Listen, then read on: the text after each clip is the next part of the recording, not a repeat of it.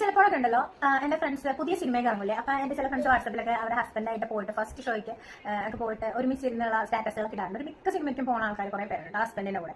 അപ്പൊ ഞാനപ്പോൾ വിചാരിക്കാറുണ്ട് ഇവരുടെ ഹസ്ബൻഡിനൊന്നും കൂട്ടുകാരും അല്ലെങ്കിൽ ബ്രദേഴ്സും ആരും ഇല്ലേ കൂടെ പോകാനായിട്ട്.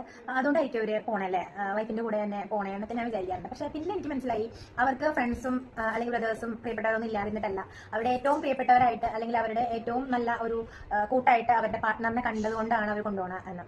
ഫസ്റ്റ് പ്രയോറിറ്റി അവർക്ക് കൊടുക്കുന്നതുകൊണ്ടാണ്. കാരണം അവർക്ക് നന്നായിട്ട് അറിയാൻ പറ്റും. കാരണം ഞാൻ കെട്ടിക്കൊണ്ടുവന്ന് വീട്ടിലെത്തിയിരിക്കുന്നത് പെണ്ണാണ്. അപ്പോൾ അവളെ ഞാനല്ലാതെ കൊണ്ടുപോകാൻ ആരില്ല. ഫ്രണ്ട്സിൽ പിന്നെ വേറെ ഫ്രണ്ട്സ് ആയിട്ട് പോകാം, അല്ലെങ്കിൽ ഇവർക്ക് തന്നെ പിന്നീട് പോവാം. അവർക്ക് പിന്നെയും അവസരങ്ങളുണ്ട് പോകാനായിട്ട്. പക്ഷെ എന്റെ വീട്ടിലിരിക്കുന്ന എന്റെ പെണ്ണിനെ കൊണ്ടുപോകാനായിട്ട് ഞാനേ ഉള്ളൂ. എന്നാൽ പലപ്പോഴും അവൾക്ക് ഫ്രണ്ട്സ് ഇല്ലാത്തതുകൊണ്ടായിരിക്കില്ല. കാരണം അവൾക്ക് വേണമെങ്കിൽ ഫ്രണ്ട്സിന്റെ കൂടെ ഒക്കെ പോകാം. പക്ഷെ ഒരു കുടുംബമൊക്കെ ആയി കഴിഞ്ഞാൽ ആണുങ്ങൾക്ക് നടക്കണ പോലെ പെണ്ണുങ്ങൾക്ക് നടക്കാൻ പറ്റില്ല അല്ലേ. ഫ്രണ്ട്സായിട്ട് ചുറ്റിക്കറങ്ങി നടക്കണം. അത് ഈ പറഞ്ഞ ആൾക്കാർക്ക് തന്നെ പിടിക്കണമെന്നില്ല. അപ്പൊ നമ്മൾ ഫ്രണ്ട്സിന്റെ കൂടെ പോകണമെന്നും പിടിക്കില്ല. എന്നാൽ അവരായിട്ട് കൊണ്ടുപോകും അതുമില്ല. കൊണ്ടുപോകുന്ന ആൾക്കാരുണ്ട് കേട്ടോ. അവരുടെ കാര്യമാണ് ഞാൻ ആദ്യം പറഞ്ഞത്. നമ്മുടെ സമൂഹത്തിലുണ്ടല്ലോ 3-4 ടൈപ്പ് പെൺകുട്ടികളുണ്ട്. എന്ന് വെച്ചാൽ വീട്ടിൽ ഫുൾ ഫ്രീഡ് ആയിട്ട് നടക്കുന്ന കുറെ പെൺകുട്ടികളുണ്ട്.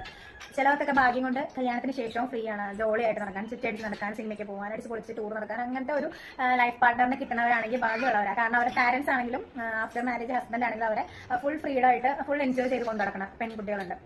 പിന്നെ വേറൊരു കൂട്ടർ എന്ന് വെച്ചാൽ കല്യാണത്തിന് മുന്നേ മാക്സിമം എൻജോയ് ചെയ്ത് നടന്നിരുന്ന ആൾക്കാരായിരിക്കും. കല്യാണത്തിന് ശേഷം കൂട്ടിലെടുക്കപ്പെട്ട തത്തകളെ പോലെ ആയിട്ടുള്ള പെണ്ണുങ്ങളുണ്ട്. പിന്നെ വേറൊരു ടൈപ്പ് കല്യാണത്തിന് മുന്നേ എവിടെയും പോകാൻ പറ്റിയിട്ടൊന്നും ഉണ്ടാവില്ല, പക്ഷെ കല്യാണത്തിന് ശേഷം എൻജോയ് ചെയ്യുന്ന ആൾക്കാരുണ്ട്. അത് അങ്ങനെ കുറെ പേരുടെ കഥകൾ ഞാൻ കേട്ടിട്ടുണ്ട്. കല്യാണത്തിന് മുന്നേ എവിടെയും പോയിട്ടില്ലെങ്കിൽ കല്യാണത്തിന് ശേഷം ഹസ്ബൻഡിന്റെ കയ്യിൽ ആയ പിന്നെ ഹസ്ബൻഡിന്റെ കൈ പിടിച്ച് പിന്നെ എൻജോയ് ചെയ്ത് ലൈഫ് എൻജോയ് ചെയ്ത് നടക്കുന്ന കുറെ പേരുണ്ട്. പിന്നെ ഇതിലൊന്നും പെടാത്ത ഒരു കൂട്ടരുടെ ഉണ്ട്. കല്യാണത്തിന് മുന്നേ പാരന്റ്സ് പറയും കല്യാണം കഴിഞ്ഞ ഹസ്ബൻഡിനോട് എവിടെ വേണമെങ്കിലും വിൽക്കോ എന്ന് പറയും. അപ്പോൾ അവർക്ക് അപ്പോഴും പോകാൻ പറ്റില്ല. കല്യാണം കഴിഞ്ഞാൽ എനിക്ക് സാഹചര്യം ശരിയില്ലെങ്കിൽ കല്യാണം കഴിഞ്ഞിട്ട് പോകാൻ പറ്റില്ല. എന്നെ സംബന്ധിച്ച് ഒരു പെൺകുട്ടിയുടെ കല്യാണം കഴിഞ്ഞാൽ അവരുടെ സന്തോഷമൊക്കെ കൺട്രോൾ ചെയ്യുന്നത് അവരുടെ ഹസ്ബൻഡാണ്.